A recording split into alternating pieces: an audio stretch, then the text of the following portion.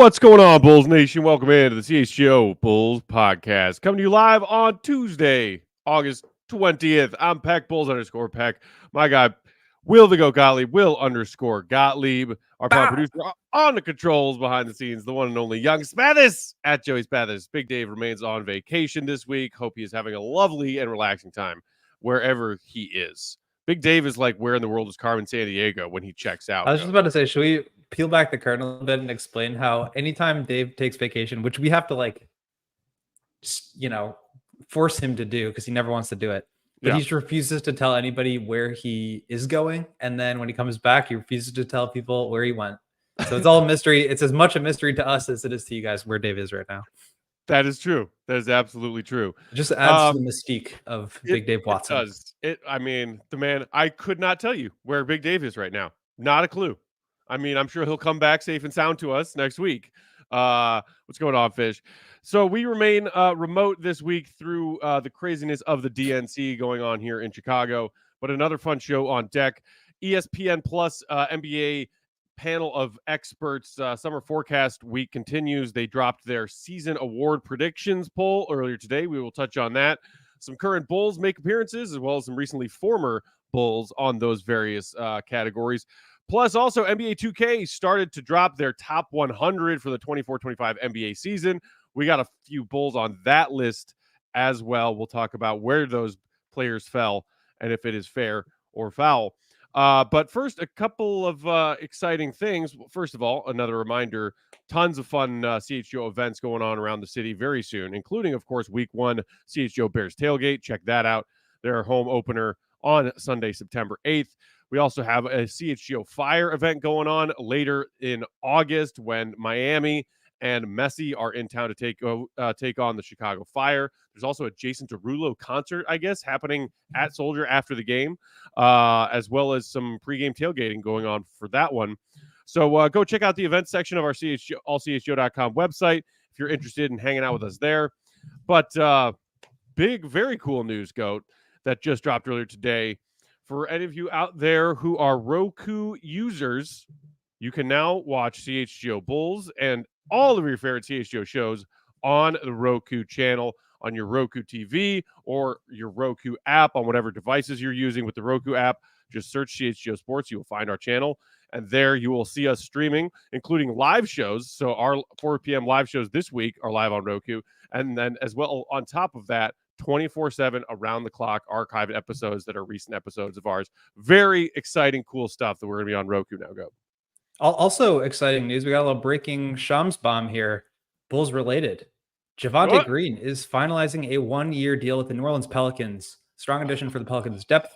Green averaged 12 points in 25.6 minutes per night across 9 games with the Bulls to close last season. Obviously, that era was like coming to an end with the way that the Bulls changed directions, the fact that they've got their roster full. So it didn't make sense to bring him back. But I think Javonte will always be one of those guys that is just like a fan favorite here in Chicago because of the way that he played, the effort that he gave, the enthusiasm that he played with. Just never had a play called for him once in his life, but found a way to make a huge impact on the game. Something that, I hope rubbed off on some of the other players on the team. So good for Javonte. I'm glad he's getting another chance in the league because he deserves it. And after that injury, not this past year, but the one before, it seemed like he may not have that chance again. Obviously, the Bulls pick him up on 2 10-day deals and then sign him for the rest of the season. But very, very glad to see Javonte getting another chance at it here with the Pelicans. That's wonderful. Wonderful news. Happy for Javonte. Glad he found a home for this season.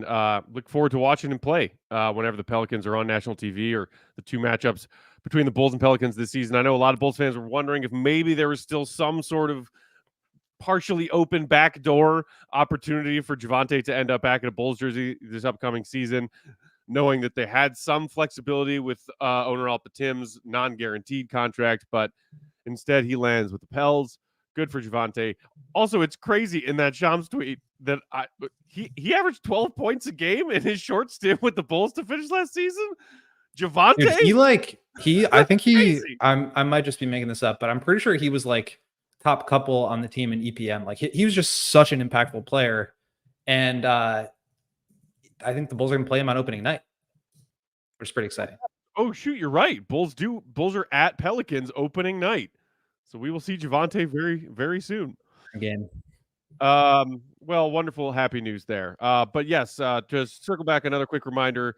If you have been listening on the pod and maybe, I don't know, maybe you have a beef with YouTube for whatever reason, but you want to watch our episodes, you can now watch them on your Roku TVs and any devices where you have your Roku app. Very cool stuff.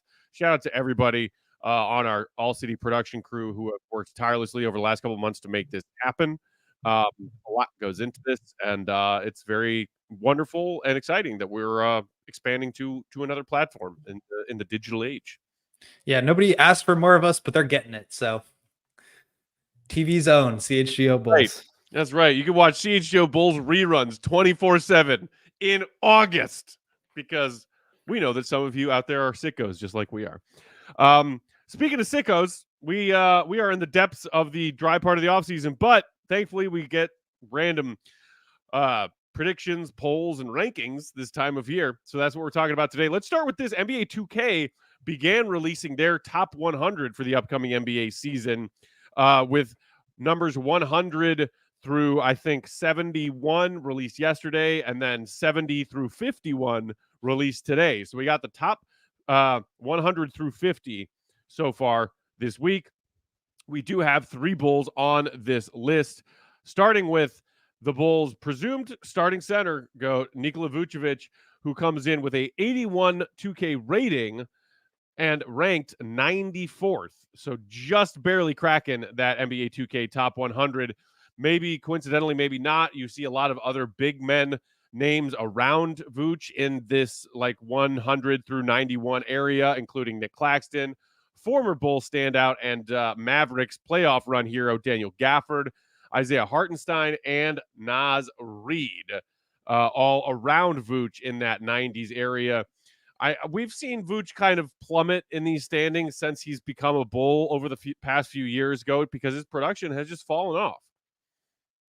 Yeah, and look, I really like Vooch the person. I've had a great time getting to know him, covering him, and he's always like taking jabs at me and stuff, and we have a good relationship.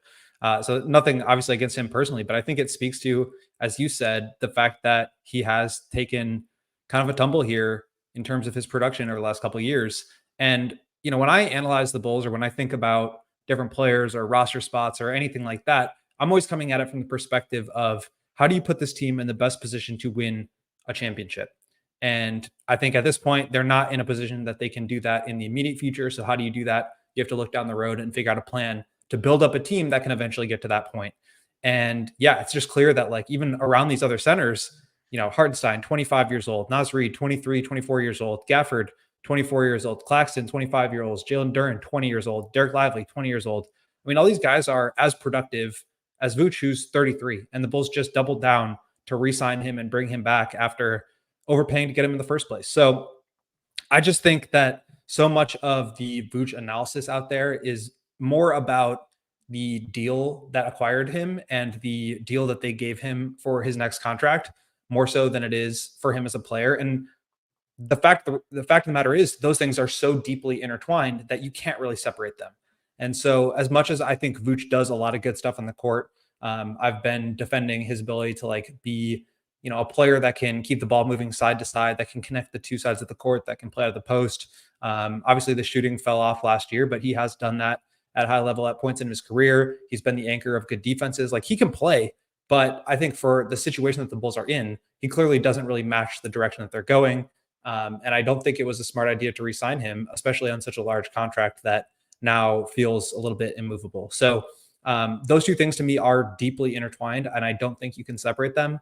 Doesn't mean there aren't good qualities about his game, because I think there are, but it's just the wrong situation for the wrong player. And hopefully the Bulls can either, reinvent themselves in a way that makes more sense for him so that he can play better and contribute more, or find a new home for him with a different team, because, I think he deserves a chance to win at a high level. He's been on the Magic and the Sixers when they were, like a first round out team.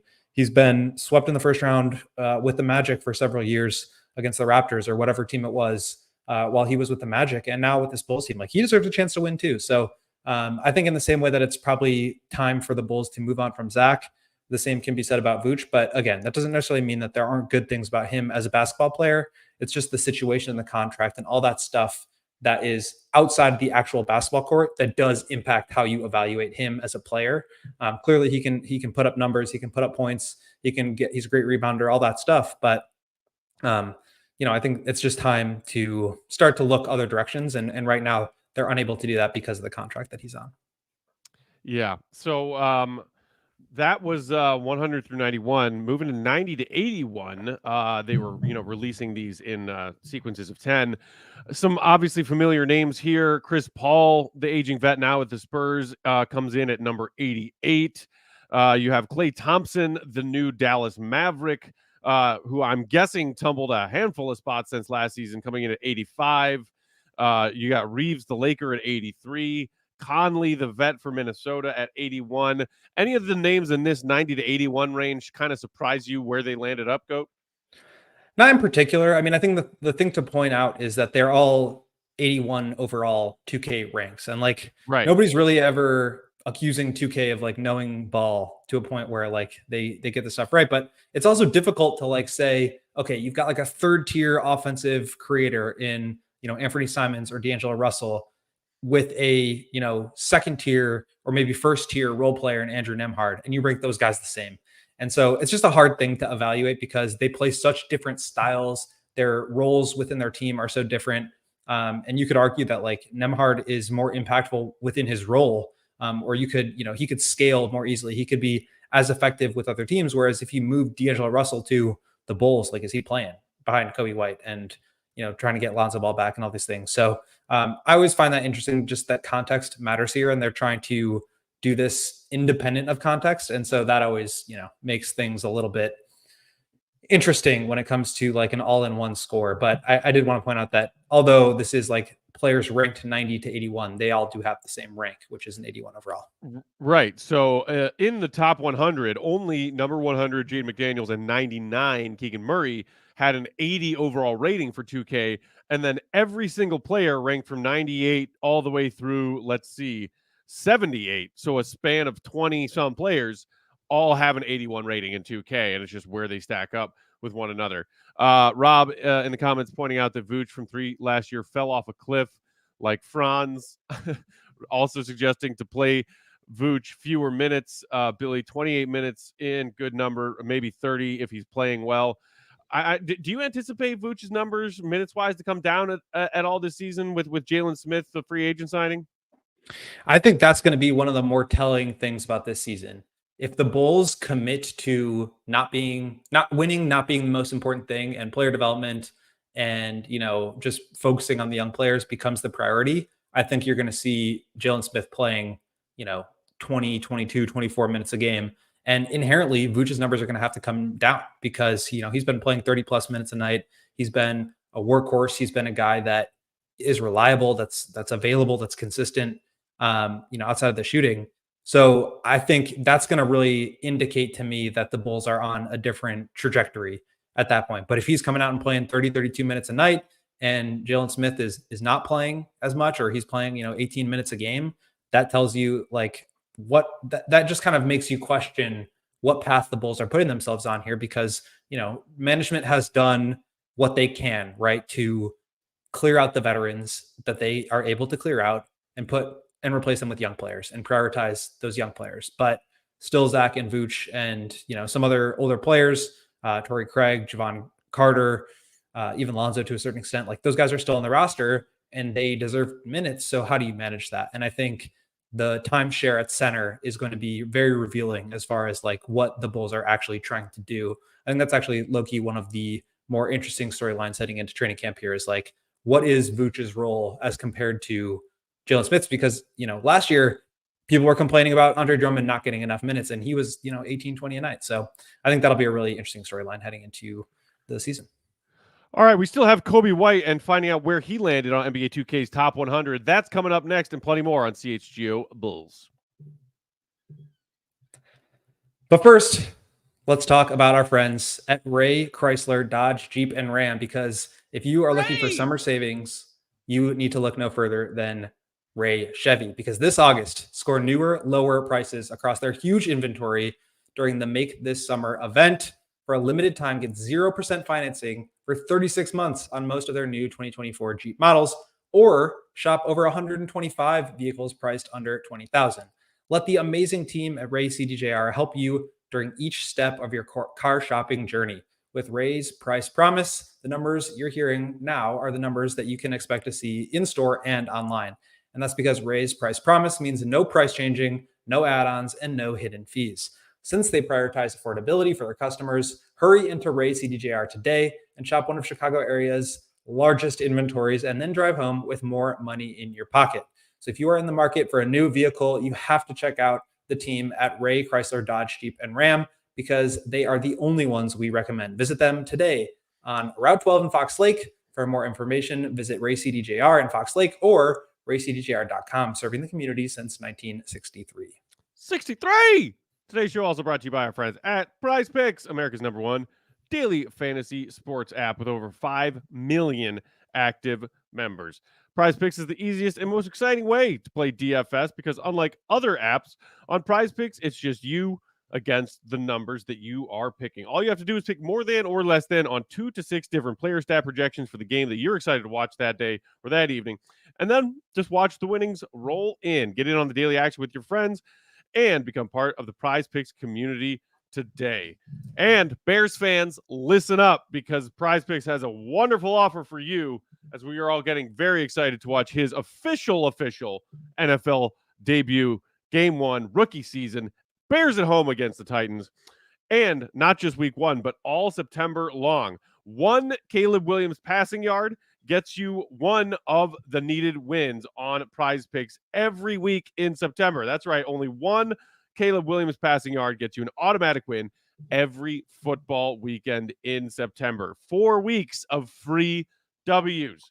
Don't miss the deal on Prize Picks because it's gone when September ends. Download that Prize Picks app today and use promo code CHGO to get a first-time deposit match up to $100. That's promo code CHGO for a first-time deposit match up to $100.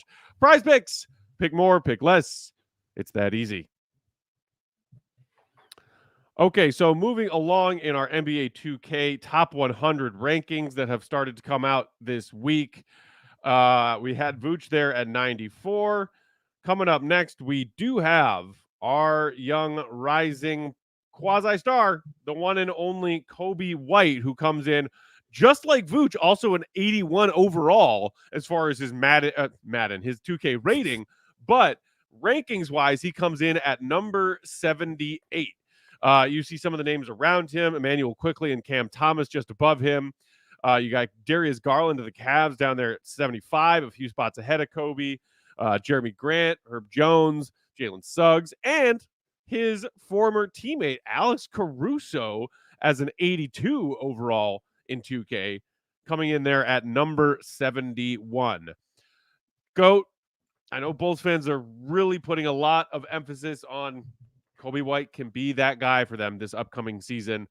DeMar is gone. Zach is still here. Maybe they find a trade for him midseason, but it seems like more and more so Bulls fans are thinking Coby White, at least for now, has become the face of the franchise. I'm rocking my Sub-Zero tee today. What do you think of where he landed in this top 100? Fair? Not fair? Probably a little low. I mean, I think even like Darius Garland being an 82, 75th overall, like that feels like it's pretty low. But like, is Kobe a top 50 player right now in the NBA? There's probably an argument, but he's closer, I would say, to 50 than he is to 75, let alone, 80, which is where he is now. So yeah, I think it's probably a little bit low, but to me, this year is just going to be so telling about Kobe's development. Obviously, I think a lot of what we saw last year was real. The shooting improvement, the patience, the ball handling, the defense, like he improved in every category.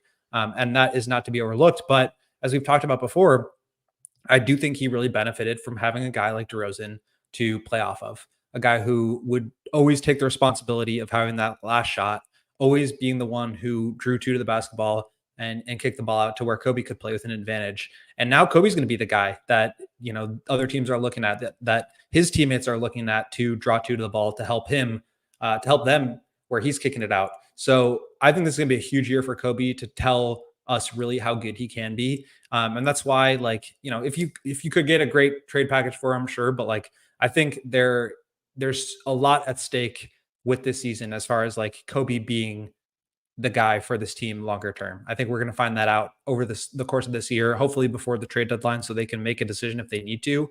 But this year, I think is going to be really important for Coby to take the next step in his game. And let's not forget, he's a young player, but this is going to be his 6th year in the league. He's going to be 24, 25 years old. To have a jump like last year is pretty unprecedented at that age.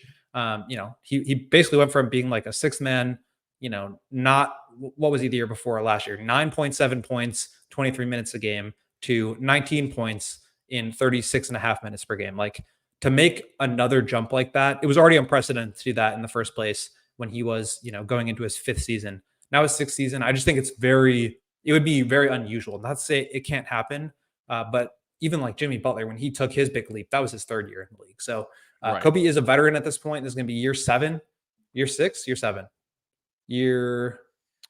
Let's see. 1, 2, 3, 4, 5. Year 6. So, 6. I mean, he's a vet, and I think it's just rare to see guys take consecutive leaps the way that he did. Certainly, he's not going to score an additional 10 points per game, but can he get to a point where he's like a fringe all-star or an all-star? And I think that will be very telling for the Bulls as far as how do they build around this guy moving forward? Is he somebody that you invest in long term? Because at the end of the day, his contract's coming up too. Right. Yeah, exactly.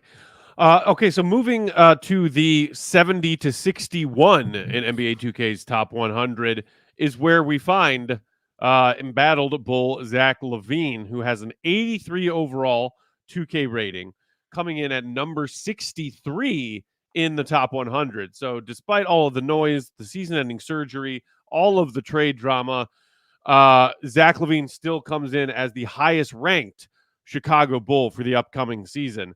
There you see him at 63 with Miles Turner and Aaron Gordon just ahead of him.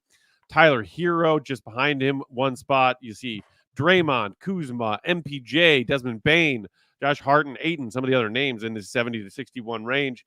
And this is the one that I was most curious to see go when you're talking about Bulls players coming in to the NBA 2K top 100, because it's like Bulls fans always seem to not quite know how the league views Zach LaVine. And when we think we do know, like, generally how the league views Zach LaVine, it is he's trash, he's worth nothing, he can't play, he's on an awful contract. So when you see him matched in rankings wise with some of his his contemporaries across the 100 best players in the NBA currently, I was very, very curious to see where he landed. I mean, it sounds a little bit crazy, but part of me is a little bit surprised that he managed to still swing number 63 on this list because of everything that happened last year. I think that's why he is where he is. Like, to me, he's an 87, 88 overall in like his 2K rating, because that's the kind of talent that he is. He's the kind of player that like you want to be playing 2K with, right? So, it's not a situation where he comes in and he's like that great role player that you have that can be a fit on any team, like an Aaron Gordon or like a Nemhard or even like a Michael Porter Jr.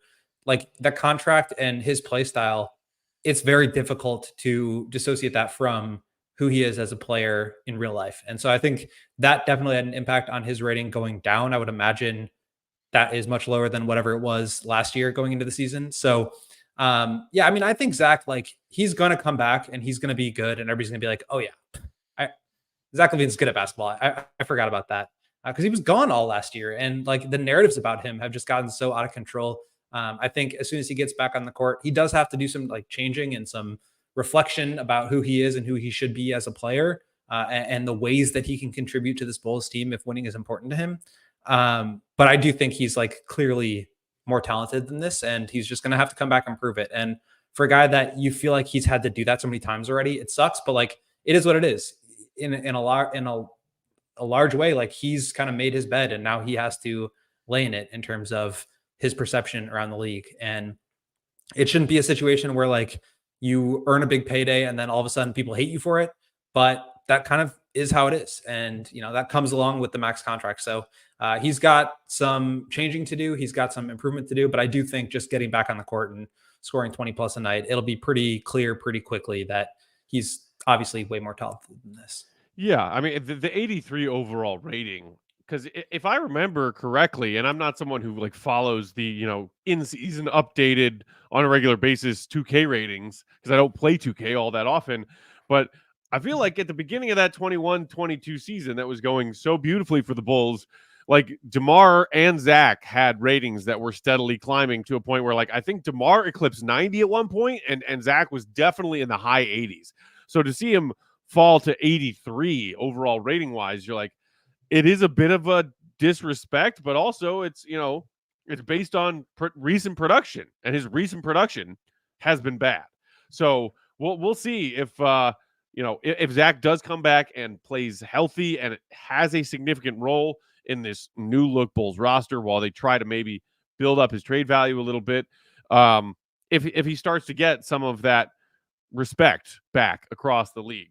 I do hold out a little bit of hope for a Zach LaVine trade, and I think this is a good explanation as to why. We're getting to a point in the season where, like, the season's coming up. He's going to be back on the court. He's healthy. He's doing the offseason workout videos. Like, the front office has told us on the record that he is healthy and that they expect him to be back in training camp and they expect him to be performing.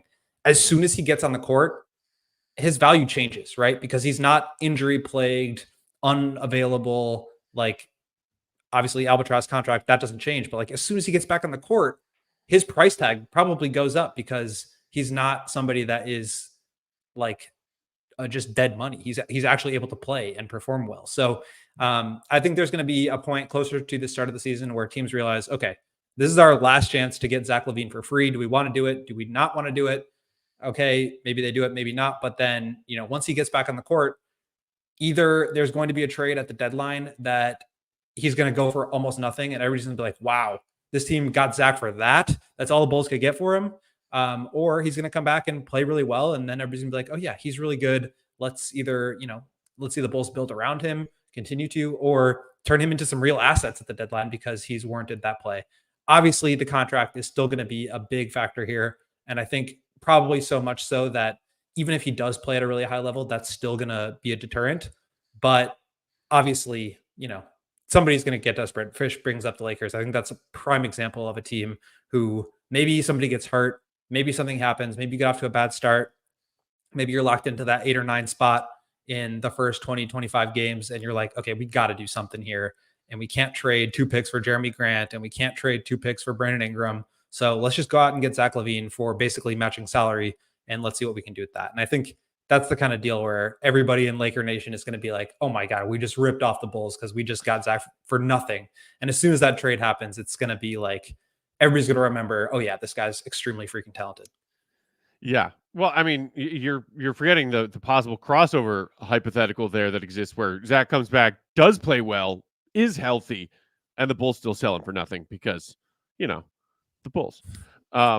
Rob asking about DeMar's rank.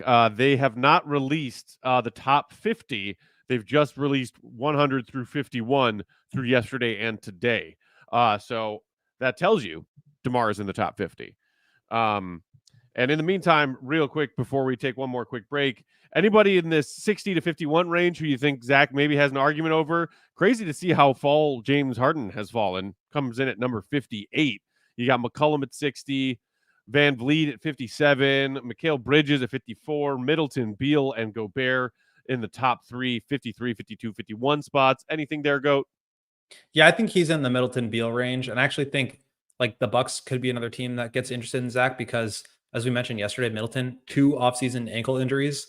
Giannis maybe putting a little bit of pressure on the team. Like, could you flip Middleton for Zach, give the Bulls like 1 year less, and a guy that they could maybe turn around and flip at the deadline for Zach LaVine, who could actually help that Bucks team now? That could be something I see the Bucks being, or at least talking themselves into. But I think that's the category of player that Zach is right now. I think and especially when you factor in contracts, like there's no reason he is worse than Beal other than health, which obviously that was not the case last year for Zach.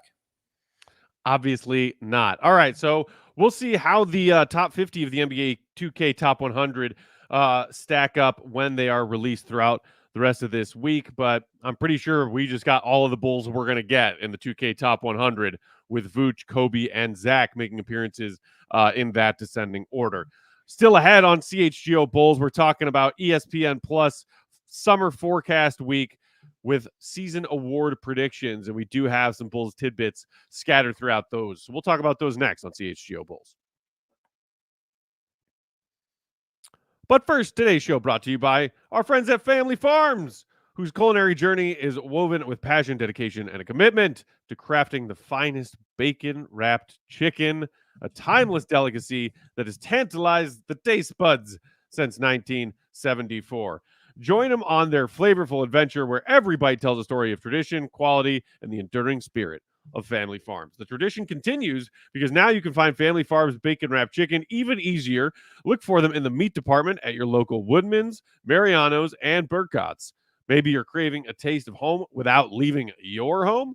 Then check out baconwrappedchicken.com or click on the link for their Amazon store, which also includes the legendary Rocky Rococo's Italian sausage. God, I love Italian sausage.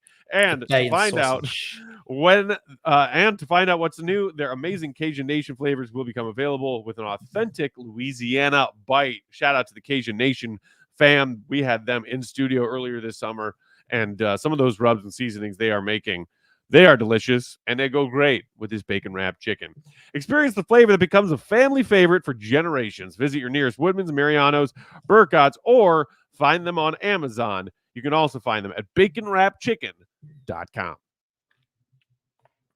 And Matt mentioned it at the top of the show. Some big news dropped today about us at CHGO and how we are going to be on Roku TV. You can always find us in our archived content. We're going to be running all day long. Bears, Hawks, Cubs, Sox, Bulls. Obviously, we are going to be live on Roku TV, but there's a whole bunch more going on with us at CHGO here. And it starts with us being diehards. So handful of new diehards that just joined the ranks. We're going to shout them out now and then tell you all the perks that they're getting. Brian, Tim, Curtis, Sandy, Anthony, Eric, Kevin, Dakota, and Michael. Thank you guys so much for joining the Die Hard crew. And if you need a little convincing, let me tell you about some of the events that we're going to be doing. That's on top of the shows that we give you guys before and after every Bulls game, on top of the premium articles and reporting that we're getting, obviously from yours truly, but also guys like Adam Hogue and Nick Moriano and Ryan Herrera and Vinny Duber and all of the guys that cover our great sports teams here in Chicago. We also are hosting events for Bears tailgates. We are hosting a trip to London for the Bears game in October, and there's a few packages remaining. So that will include direct flights to London and airport transfers, hotel accommodations, individual event tickets are available now at truefantravel.com. You can customize your own package to join us at CHGO, but there's going to be just an awesome time there. There's going to be an event at a local pub in London, a party boat cruise, a pep rally, an all-inclusive tailgate, tickets to the game itself with transportation. So again, head to truefantravel.com to secure your spot for the best Bears trip of the year. Limited spots are available, so make sure you guys are acting fast. But if you can't make that one, don't worry. They're also going to Phoenix, Arizona to see the Bears play against the Arizona Cardinals on November 3rd. The trip includes a 3-night stay at a 4-star Phoenix hotel, Q&A with a Bears alumni, which will be announced soon, an all-inclusive tailgate party, round-trip transportation to the game, upper-level ticket to the Bears Cardinal game. Reserve your spot now at truefantravel.com. Again, limited spots are available. But if you want to stay local, we're doing that too. We've got Cubs takeovers, one coming up on September 6th against the Yankees. Wonder if Anthony Rizzo will be back for that game. But that'll be really fun. Pre-game meetup at a location TBD. It's nearly sold out. So get your tickets now at allchgo.com/events. And then finally, August 31st, Soldier Field, Chicago Fire against Leo Messi and Miami. So that will be amazing to see one of the great soccer players of all time, Suarez, Busquets, Alba, and Lionel Messi. So tickets available at allchgo.com/events. And you can also learn more about the perks of becoming a diehard at allchgo.com/join-diehard. Love it. Speaking of all that Bears goodness from CHGO Bears, fresh episode of the 85 with Cole Kmet just dropped. His guest this week was preseason darling quarterback Austin Reed out of Western Kentucky. They were talking about all kinds of different things, including, their episodes on Hard Knocks. We got a fresh Hard Knocks coming up later tonight, Goat. I know that you have been stoked and excited about those. But I always find it hilarious when they do those, and it's like they're like recording it on their like FaceTime, and their phone's just on the table and they're standing above it. I just think Yeah. that's so funny compared to like people sitting at their desks like we are now. It is great. Yeah. Check out the new 85 pod with our guy Cole Kmet if you are jonesing for that preseason Bears content. He had a chat with their training camp QB Austin Reed. Good stuff there. They were talking about FNL. Apparently Cole Kmet, not a big fan, but Austin Reed was holding it down. So shout out to him. Shout out to all my other FNL fans out there. Okay, so getting back to Bull stuff, we have ESPN Plus summer forecast going on this week. Today's topic was predicting various season-long awards for players and coaches, starting, of course, with MVP. No Bulls names anywhere near this voting goat. But what did you make of the fact that Luka came in with 48% of the first place votes ahead of reigning MVP Nikola Jokic, top three finisher of last season, SGA of the Thunder. You got Ant and Giannis rounding out the top five. Embiid has fallen out of the top six after winning it 2 seasons ago. Yeah, Luka will be my pick if I do end up placing a bet on it, just because I think it comes down to a couple of different things. Obviously, number one is your team winning, right? That's going to play a huge role, and it's going to give the edge to, I mean, at the top of the top, you're splitting hairs between Jokic, Shai Gilgeous-Alexander, Giannis, Embiid, and Luka. I think winning is going to play a big role, and Luka just carried his team to the finals. I think that really counts for something. Obviously, 35, 9, and 10 last year. The stats speak for themselves. Nobody is putting up those like peak James Harden numbers the way Luka is, and even exceeding them. So I think Luka will have that kind of combination of team is succeeding at a high level, he's putting up monster numbers, and he's on the ascension. I think there's kind of a narrative within basketball, or at least like the analysis of it, that Luka is going to win an MVP, if not multiple, at some point soon. I think this is the year for him. And typically these things are kind of retroactive to last year's playoffs, where Luka obviously hobbled, but taking his team to the finals and just performing at such a high level. So I definitely have Luka as my MVP going into next year. Jokic winning 4 out of 5 would be insane. I don't think you can count on Embiid's health.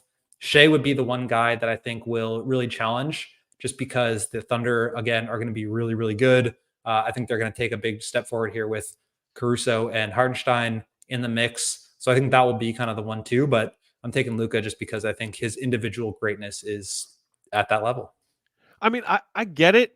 I will say, though, I'm a little bit surprised that Luka got nearly twice as many points worth of votes as SGA.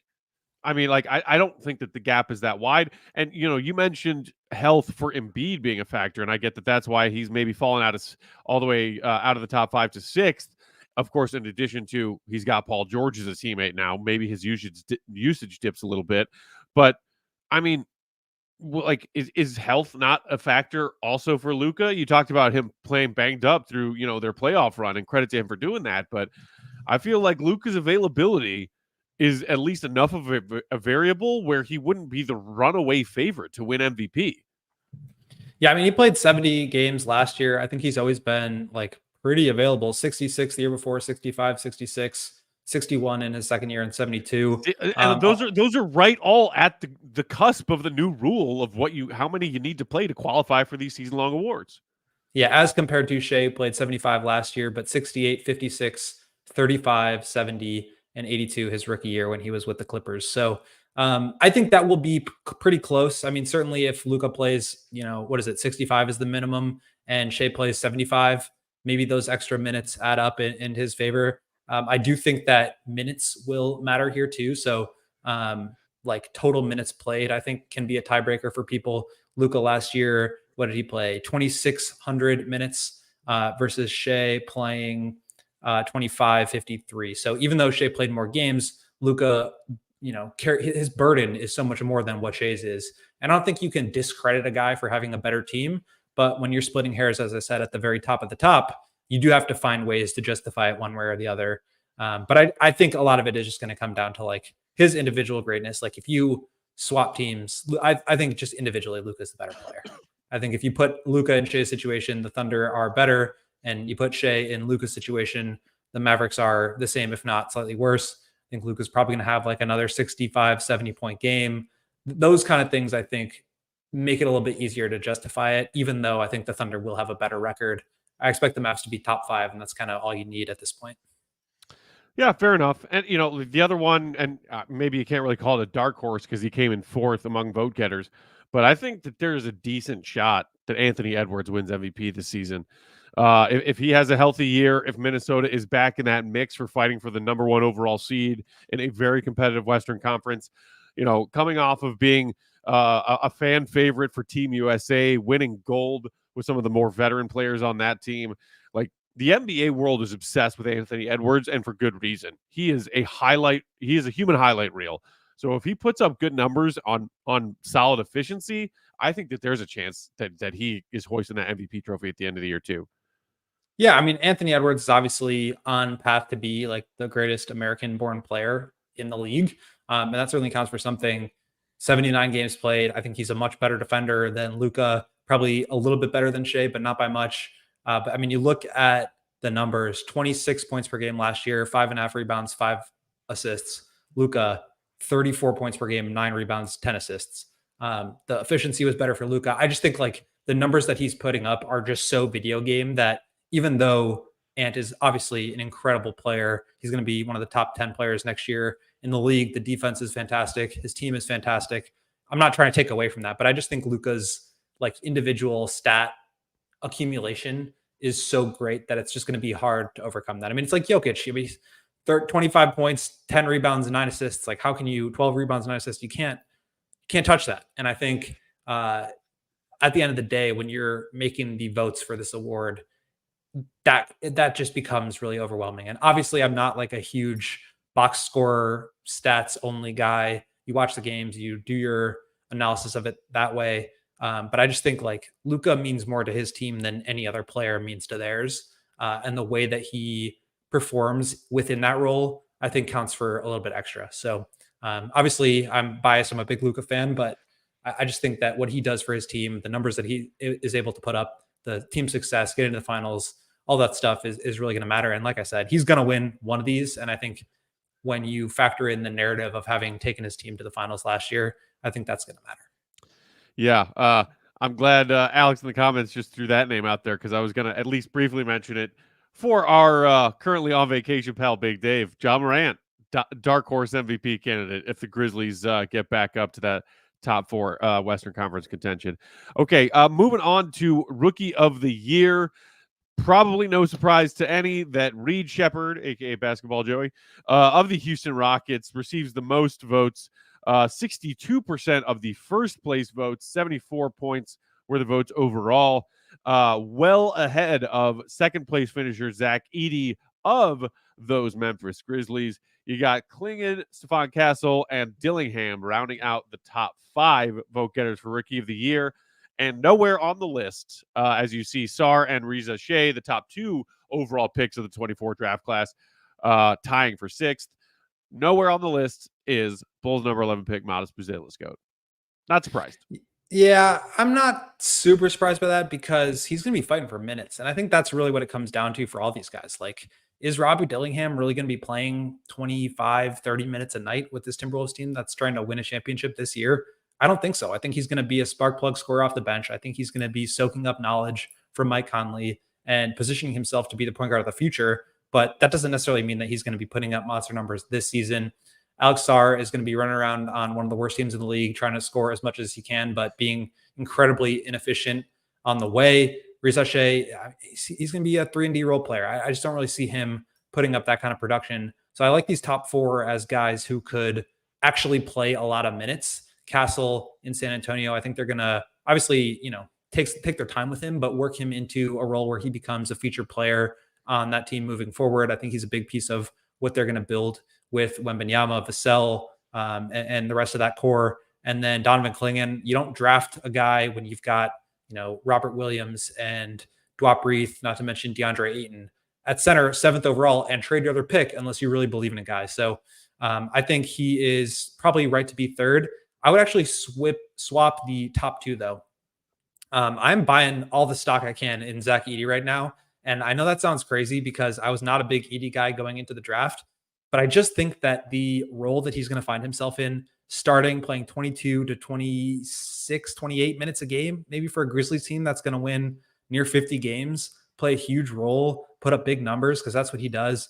He's going to rebound the hell out of the ball. He's going to score at a high level, because anytime you switch that Ja-Edey pick and roll, he's going to have just a guard on him in the post, and he's going to take advantage.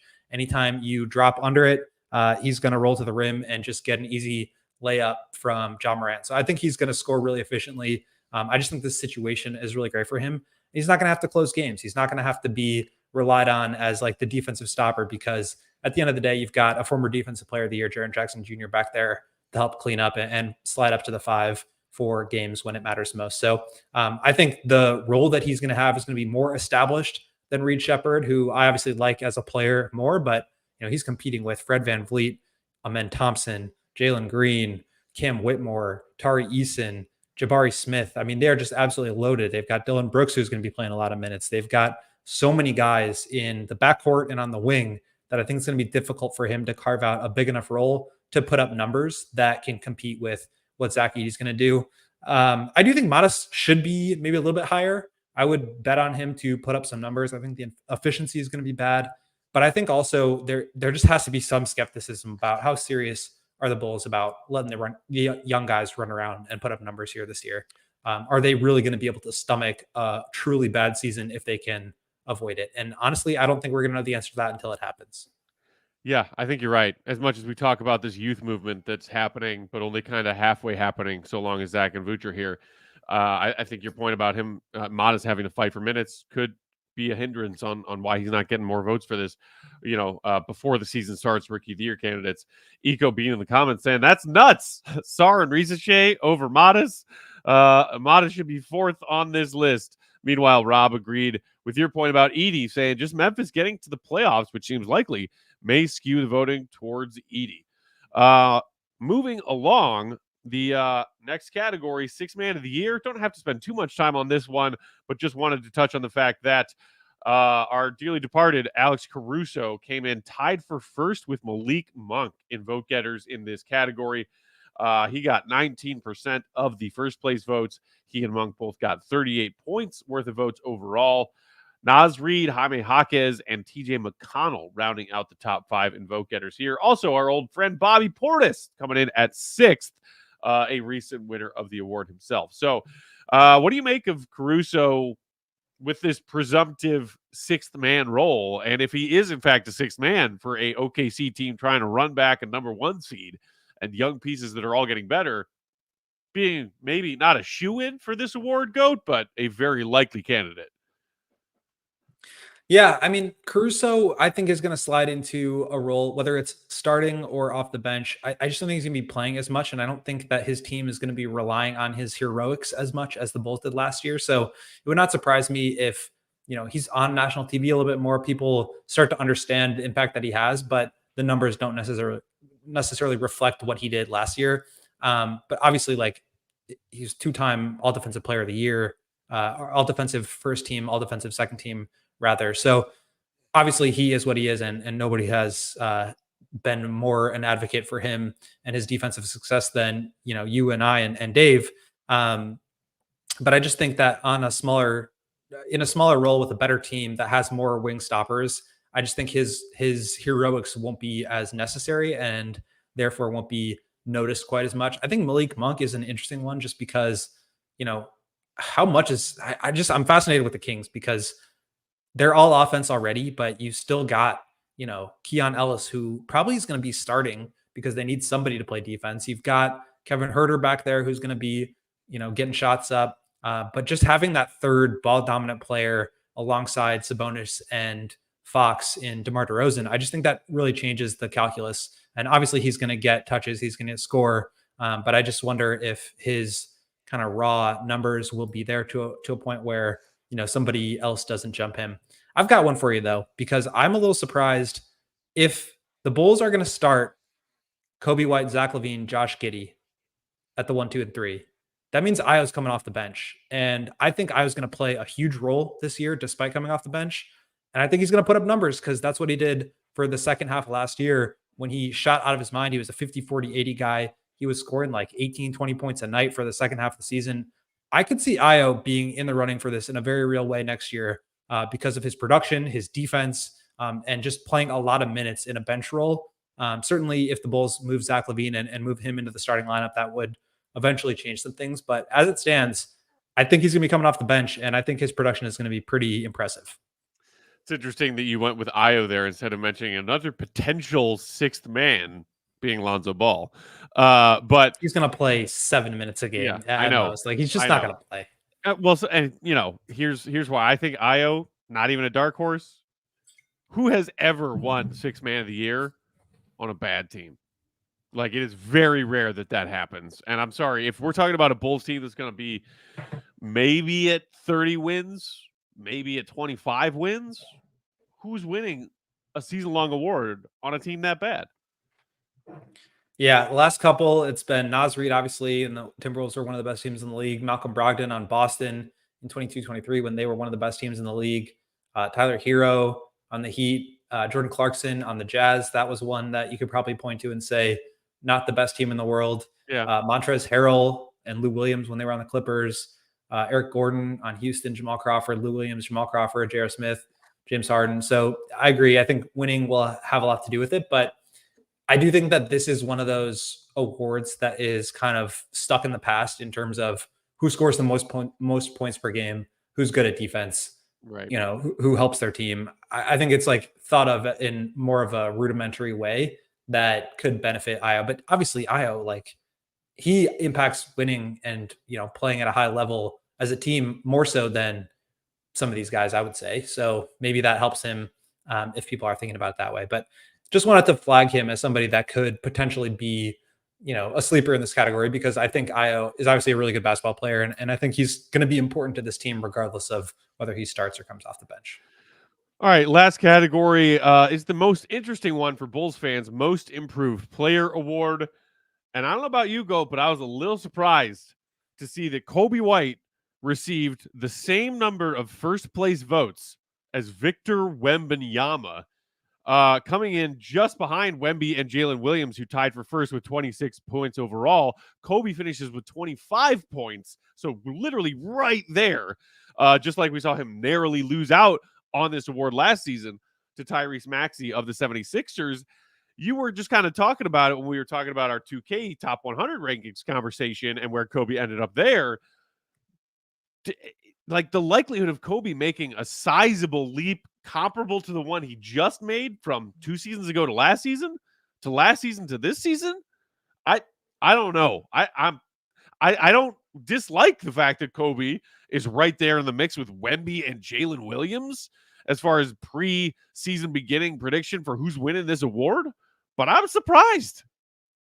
I mean, Wembanyama is already a star player. He was like incredible, especially in the second half of last year. There's no reason he should be in the mix for this unless he becomes like an MVP caliber player. At which point, unless he goes from why not just vote him for MVP? To like 30 and 18. Yeah, why not just like give him MVP and Defensive Player of the Year? Like, Most Improved is like just completely warped, I think, at this point. Coby not winning it last year, I get that he was very close, but like, he improved his standing in the NBA more than any other player in the league last year. Obviously, Tyrese Maxey was incredible. He had a great season. He had a great season the year before. Coby's leap from being a unreliable bench scorer to, a very high level fringe all-star caliber starter. That is like the leap that I think this award should be about. And so you put Jalen Williams, who's already obviously, a fringe all-star caliber player, Wembanyama, who's, going to be one of the great players of all time.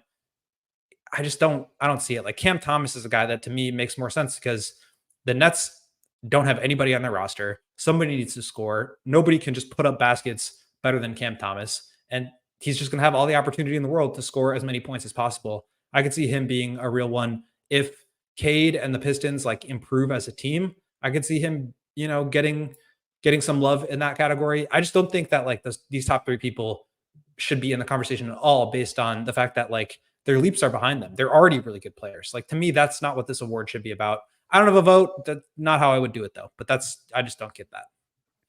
Yeah, and your point about Wemby and who should be up for what for which awards. I think somebody in the comments a little while ago was saying, Wemby could win MVP this season. I don't think the Spurs as a team are going to be good enough to to warrant him being in the MVP conversation. But even still, and by the way, a category that we didn't even touch on because no Bulls were going to be anywhere near it, and none received any votes, was Defensive Player of the Year. Wemby won that votes-wise in a landslide. I think he also actually did get some votes for winning MVP. Did not finish in the top 10 for who is likely to win MVP next season. But yes, of course, won Defensive Player of the Year voting with 67% of the first place votes. A lot of people thought that he maybe had a case at that award last year. But as far as being back to Coby and why he's on this list, our guy Strick in the comments just said, I'm taking a Coby second leap, lock it in. It's possible that we see Coby White get better this season than he was last season. I don't know that I would even call it likely that we see Coby take a measurable leap this season, and enough of one to be in the conversation for this award. I just don't see it. I mean, if we do think about it that way, in terms of like Maxine winning it last year, a guy that took a leap last year and then got better with more opportunity this year, that is kind of the formula. So maybe in that sense, Coby could be in the running. But to me, like, he should have won it last year. That doesn't mean that you give it to him next year because he got robbed. It's like, I think that was the year when he should have won it. I think last year would have been the year for Jalen Williams, or, obviously Wembanyama was a rookie, so that doesn't work. But like, to me, and I don't think second-year players should get it. I think it should be about guys who completely change their standing when they are in their third, fourth, fifth, or beyond, when they aren't supposed to make the leap that they just made. Coby was not supposed to be, a 9-point per game bench scorer into a fringe all-star type starter in his fifth year. Like, that doesn't happen. And so to me, that was the unprecedented leap. That's the one that should be rewarded. And maybe, again, he gets it. Like, a lot of times this stuff is a year too late. And so maybe he gets it in that regard this year, but I do think he's going to have a much more difficult season just because of the fact that he's not going to be playing alongside DeRozan. And so I wonder, if he's going to, how he handles that. I think he's going to be great, but I'm just curious to see how that goes. Fish saying that Coby totally should have won Most Improved last year. DeMar should have won Clutch too. Really subjective awards. And that's kind of, like the thing you were saying, like retroactively awarding somebody for, maybe getting hosed the season prior because the Clutch Player of the Year award didn't exist in 21-22 when DeMar did the DeMar things that we all saw and loved that season. But yeah, I think I'm with you. Like, if the voting actually works in a way that I think it should, the guys who finished fourth and fifth among vote getters, Cade and Cam Thomas, I think will be more likely to win Most Improved than Wemby, Jalen, or Coby, because Jalen already is seen as kind of a star. Maybe his stats improve a little bit, but not a huge leap. Wemby's probably going to win DPOY, so likelihood that he also wins Most Improved, I think, is a little bit slim. Maybe he even makes an All-NBA squad, so they don't feel the need to give him this award. I just don't know if Coby's making that leap statistically. I'm with you. I think it's very difficult to do so. I think there is a very real path for Cade and Cam Thomas to each get, even if they're on teams that are still blah. If those blah teams are not quite as blah because of them and the fact that they take a step towards stardom, I think that's maybe your guys who should be your front runners. Okay. So that was it. Thank you, ESPN Plus Summer Forecast, for giving us something else to talk about today. We will see what comes out tomorrow. I believe, actually, it's win-loss predictions for Eastern Conference teams. So we can talk about that. And we will be talking about that with a guest joining us tomorrow.